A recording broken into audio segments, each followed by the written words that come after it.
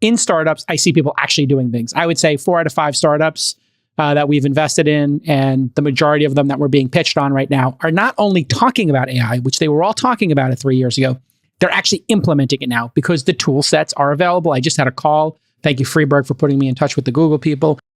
I just did a call this past week with Google, and they gave me some previews of what they're working on. I can't say anything about it, but it's mind-blowing. I think Google's not as far behind closed AI as we Brad, think. what's your read on Google now? We had a little kerfuffle when I talked about Sundar's reaction to, AI and the concerns that others might have on folks talking about the company. I mean, what's your point of view on Google today? I don't know if you've talked about this. Yeah, no.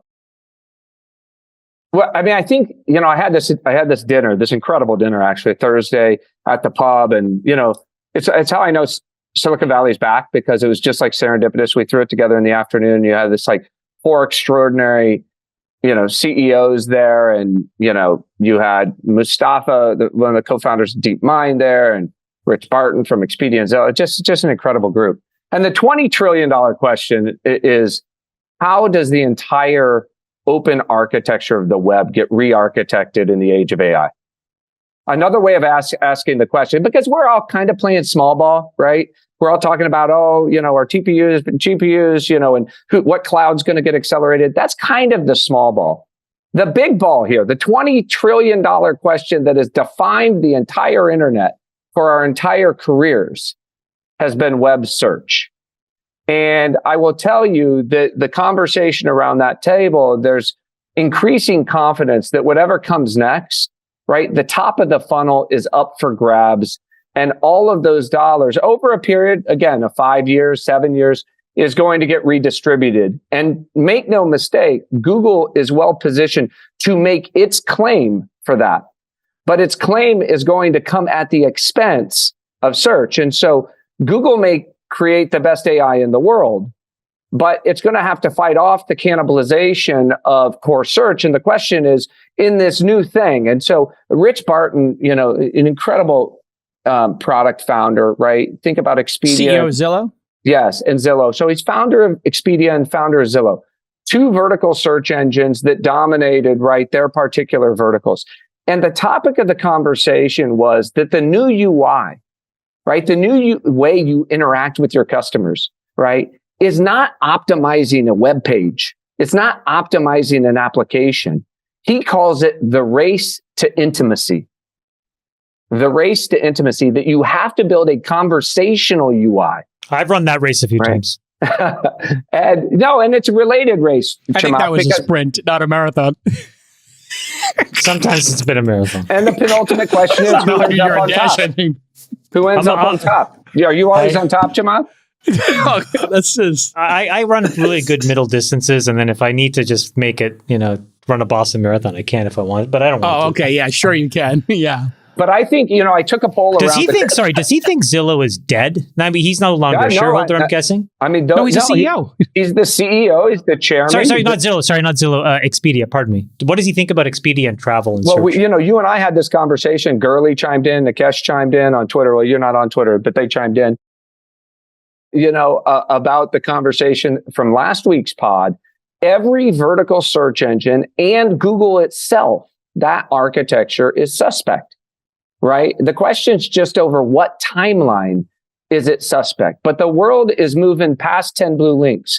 Information retrieval that looked like a card catalog is not where we're going. You no longer need an index. You need someone to do the retrieval from the index for you. That's the new service. And extract the knowledge and present that's what the knowledge. It's personalized to you. But I think one of the questions that's still outstanding from an architectural point of view, in terms of your interaction with all the data in the world, is, are you as a user going to have a number of independent relationships with your travel search engine, your travel agent, or are you going to have a relationship with your doctor medical office, and you're going to have a separate relationship with your, financial advisory type service?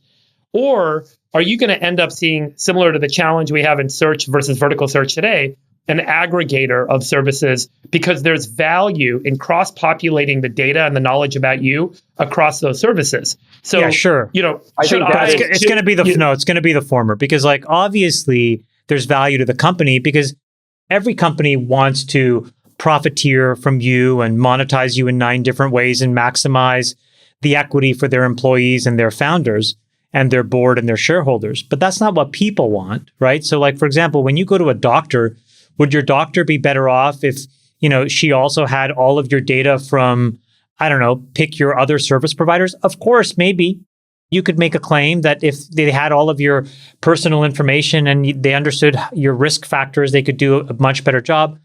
But the reason you don't do that is you want some segregated relationships. It gives you some level of privacy, but mostly it gives you control. In a world of AI where you can be more conversational, the idea that humans will want to get reduced to talking to one thing for everything, I think is wrong. I think instead it's actually going to be hyper-fragmented because the best-in-class use cases are going to be the things that people want. And then B, it gives the user control. The one thing I would tell people is do not give up all of your data to one thing who's professing to be it all. They are going to lie to you and trick you, and you're going to have a social media problem writ large all over again. There's another way to think about this, which is the reverse of the client-server model, where today you are the client, you are the node on the network, and you're communicating with the center of the network, which is the server, which is the service provider. And all the data sits there, and you're getting data in and out of their product to suit your particular objectives. But the future may be that more data is aggregating and accruing about you. You end up becoming a server. You then have the option. This speaks to kind of the architecture on the internet. Imagine if every individual had their own IP address, and that individual's IP address had behind your ability to control, lots of information and lots of output about all your interactions across the different network of service providers that you use. That's a very smart framework, I think. And that and ultimately, but you have to agree. You want to be able to rent that data to services 100%, and have them pay but I don't even think it's about rent as much as it is about you should have. And the reason rent, then you have to rent it. You can't give it to them because that'd be stupid. That's right. And so your goal, your usage, like let's say the doctor says, "Hey, can I get access to your health data, or sorry, your Apple Watch activity data for the last year?" You then have the option to provide that data to them through some permission type service that you then make available. So there will be interconnectivity amongst the service providers, but entirely gated and controlled by the user. Look, you're seeing this up front now with Reddit.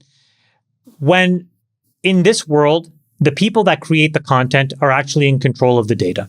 And if you try to monetize an API without paying the people that created it or giving them control, they'll revolt. Yep. And you're seeing it happen. Now, Reddit lost, 90 some odd X% of all of their content because the mods were like, fuck you to Reddit. Well, think of that writ large where everybody is asked, hey, I'm this great service. Hey, I'm this great service. I can solve X, Y, and Z problem for you. Just give me all your data. And then if you're not asking, well, what do I get? And they're like, well, you're going to get a whiz-bang service. And that's all they say. You're being tricked. It's already happening. I mean, there's an open source lawsuit against Microsoft's GitHub Copilot, and you have the Getty lawsuit. And, there's also a corollary for this. Google tried to kill Expedia already. They tried to kill Yelp, and it didn't work. Folks use both services. And, if you are trying to boil the ocean like ChatGPT might, I think it's not going to work because there's going to be so much innovation, so much community, brand, and all that kind of stuff. And these LLMs seem to be trending towards good enough or some kind of parity that I think you're right, Chamath. People are just not going to give their data over wholesale. I've been using the Zillow plugin to get exact. And the Zillow plugin sucks on ChatGPT. It's getting slightly better.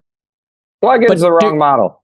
It's going to live. This will exist on Zillow site. Zillow will not let ChatGPT take their business. You're going to go to Zillow site and you're going to say, hey, show me homes that have a sauna and an ice plunge and that are 4 bedrooms and that are, fixer-uppers or are not fixer-uppers and have in-suite bathrooms and whatever. And it's just going to give you that list.